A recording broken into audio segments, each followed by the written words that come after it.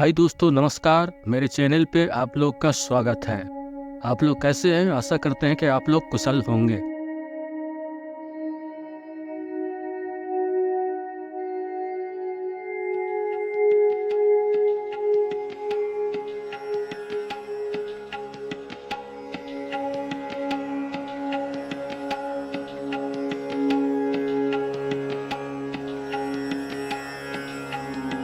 माँ काली के चरणों के नीचे मुस्कुराते हुए शिव। एक बार काली माँ बहुत ज्यादा क्रुद्ध अवस्था में थीं। कोई भी देव या राक्षस और मानव उन्हें रोकने में समर्थ नहीं था। सभी ने माँ काली को रोकने के लिए सामूहिक रूप से भगवान शिव का स्मरण किया। महाशक्ति जहाँ जहाँ कदम रखती वहाँ विनाश होना निश्चित था। भगवान शिव ने भावनात्मक रास्ता चुना और उन्हें रोकने पहुँचे। भोलेनाथ माँ काली के रास्ते में लेट गए। माँ काली वहाँ पहुँची तो उन्होंने ध्यान नहीं दिया कि भगवान शिव वहाँ लेटे हुए हैं और उन्होंने शिव की छाती पर पैर रख दिया। अभी तक महाशक्ति ने जहाँ जहाँ कदम रखा था वहाँ सब कुछ खत्म हो चुका था।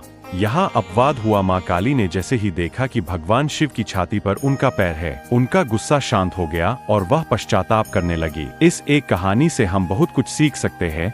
यह मायने नहीं रखता है कि हमारे पास कितने संसाधन हैं और हम कितने शक्तिशाली हैं। कई बार ऐसे मौके आते हैं जब हमें सोच समझकर परिस्थितियों को संभालना पड़ता है। मुश्किल का हल निकाला जा सकता है अगर सूझबूझ से फैसला लिया जाए। भगवान शिव ने दिया था सुदर्शन चक्र भगवान विष्णु को। एक बार भगवान विष्णु शिव की आराधना कर रहे थे। विष्णु देवता ने भोलेनाथ को प्रसन्न करने के लिए हजारों कमल बिछा रखे थे। भगवान शिव यह देखना चाहते थे कि भगवान विष्णु की भक्ति में कितनी तत्परता है, इसलिए उन्होंने एक कमल उठा लिया। भगवान विष्णु सहस्त्र नाम लेते हुए शिवलिंग पर हर बार कमल का फूल चढ़ा रहे थे। जब विष्णु 1000वां नाम ले रहे थे तो उन्होंने पाया कि शिवलिंग पर अर्पित करने के लिए कोई भी फूल शेष नहीं रह गया है। तब भगवान विष्णु ने अपनी आंख निकालकर शिव को अर्पित कर दी। भगवान विष्णु को कमल नयन कहा गया है, इसलिए कमल के फूल के बजाय उन्होंने अपना नेत्र अर्पित कर दिया। अटूट भक्ति देखकर भगवान शिव ने भगवान विष्णु को सुदर्शन चक्र भेंट किया। अमरनाथ गुफा की कहानी। पौराणिक मान्यताओं के अनुसार अमरनाथ की गुफा ही वह स्थान है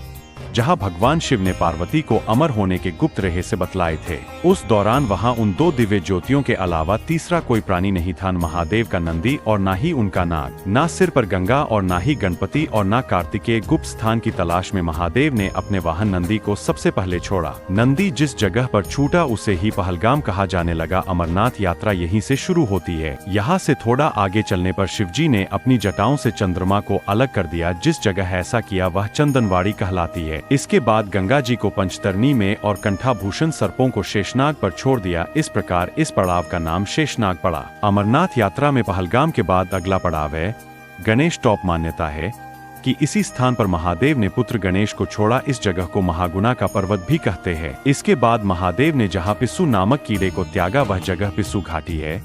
इस प्रकार महादेव ने अपने पीछे जीवनदायिनी पांचों तत्वों को स्वयं से अलग किया। इसके पश्चात पार्वती संग एक गुफा में महादेव ने प्रवेश किया। कोई तीसरा प्राणी यानी कोई व्यक्ति पशु या पक्षी गुफा के अंदर घुस कथा को न सुन सके, इसलिए उन्होंने चारों ओर अग्नि प्रज्वलित कर दी। फिर महादेव ने जीवन के गूढ़ रहस्य की कथा शुरू कर दी। कथा सुनते सुनते देवी पार्वती को नींद आ गई, वह सो गई और महादेव को यह पता नहीं चला, वह सुनाते रहे। यह कथा इस समय दो सफेद कबूतर सुन रहे थे और बीच बीच में गूंगू की आवाज निकाल रहे थे। महादेव को लगा कि पार्वती मुझे सुन रही है और बीच बीच में हुंकार भर रही है। चूंकि वैसे भी भोले अपने में मग्न थे तो सुनाने के अलावा ध्यान कबूतरों पर नहीं गया। दोनों कबूतर सुनते रहे। जब कथा समाप्त होने पर महादेव का ध्यान पार्वती पर गया तो उन्हें पता चला कि वे तो सो रही है। तो कथा सुन कौन रहा था?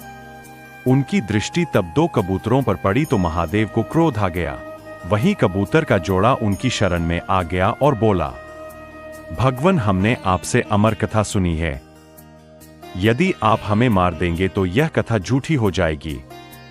हमें पथ प्रदान करें। इस पर महादेव ने उन्हें वर दिया कि तुम सदैव इस स्थान पर शिव व पार्वती के प्रतीक चिन्ह में निवास करोगे। अंततः कबूतर का यह जोड़ा अमर हो गया और यह गुफा अमर कथा की साक्षी हो गई। इस तरह इस स्थान का नाम अमरनाथ पड़ा। मान्यता है कि आज भी इन दो कबूतरों के दर्शन भक्तों को होते हैं। अमरनाथ गुफा में यह भी प्रकृति का ही चमत्कार है कि शिव की पूजा वाले विशेष दिनों में बर्फ के शिवलिंग अपना आकार ले लेते हैं। भगवान शिव पूरे शरीर पर भस्म लगाए रहते हैं। शिव भक्त माथे पर भस्म का तिलक लगाते हैं। शिव पुराण में इस संबंध में एक बहुत ही दिलचस्प कहानी मिलती है। एक संत था जो खूब तपस्या करके शक्तिशाली हो चुका था। वह केवल फल और हरी पत्तियां खाते थे, इसलिए उनका नाम प्रणत पड़ गया था। अपनी तपस्या के जरिए उस साधु ने जंगल के सभी जीव जंतुओं पर नियंत्रण स्थापित कर लिया था। एक बार अपनी कुटिया की मरम्मत के लिए लकड़ी काट रहे थे, तभी उनकी अंगुली कट गई। साधु ने देखा कि अंगुली से खून बहने के बजाय पौधे का रस निकल रहा है। साधु को लगा कि वह इतना ज्यादा पवित्र हो चुका है कि उसके शरीर में खून नहीं बल्कि पौधों का रस भर चुका है। उसे उस बात की बहुत ज्यादा खुशी हुई और वह घमंड से भर गया। अब साधु ने खुद को दुनिया का सबसे पवित्र शख्स मानने लगा। भगवान शिव ने जब यह देखा तो उन्होंने एक बूढ़े का रूप धारण किया और वहां पहुंचे बूढ़े व्यक्ति के भेष में छिपे भगवान शिव ने साधु से पूछा कि वह इतना खुश क्यों है। साधु ने वजह बता दी। सब बात जानकर उससे पूछा कि ये पौधों और फलों का रस ही तो है, लेकिन जब पेड़ पौधे जल जाते हैं तो वह भी राख बन जाते हैं। अंत में केवल राख ही शेष रह जाती है।